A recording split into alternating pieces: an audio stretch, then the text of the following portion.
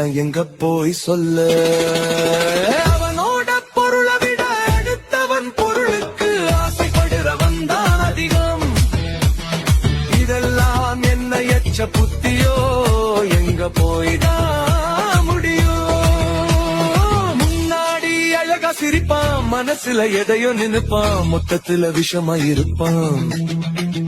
சொந்தம்னு சொல்லி கையாய கொடுப்பான், சந்தர்ப்பம் வந்தா கத்திய கழுத்துக்கே வைப்பான். உதவி கேட்டா ஒருத்தனுக்கும்